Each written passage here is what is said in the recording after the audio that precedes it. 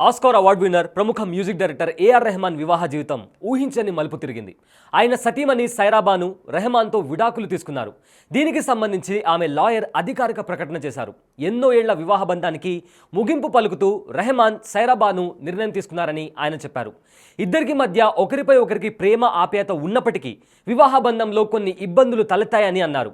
వీటిని అధిగమించలేని పరిస్థితుల్లో విడాకులు తీసుకున్నారని తెలిపారు. అయితే వాటిని అధిగమించలేని పరిస్థితుల్లో విడాకులు తీసుకున్నారని తెలిపారు. ఏఆర్ రెహమాన్ కూడా విడాకులపై స్పందించారు. తమ వివాహ బంధం త్వరలో 30 ఏళ్లకు చేరుతుందని సంతోషించామని ఆయన అన్నారు. కానీ ఇంతలోనే అనుకోని విధంగా ముగింపు పలకాల్సి వచ్చిందని చెప్పారు.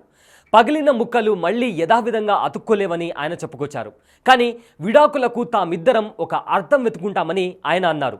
జీవితంలో ప్రజెంట్ అత్యంత కఠినమైన పరిస్థితుల్లో ఉన్నామని చెప్పారు. అయితే ఇలాంటి టైంలో స్నేహితులు ఇంకా సన్నిహితులు తమని అర్థం చేసుకుంటారని ఆయన చెప్పడం జరిగింది. సైరా ఏఆర్ రెహమాన్ పెళ్లి 1995లో చెన్నైలో జరిగింది. అంటే వారి వివాహ బంధానికి 29 ఏళ్లు నిండాయి. ఇక వీరికి ఖతీజా, రహిమా, అమినా అని ముగ్గురు పిల్లలున్నారు.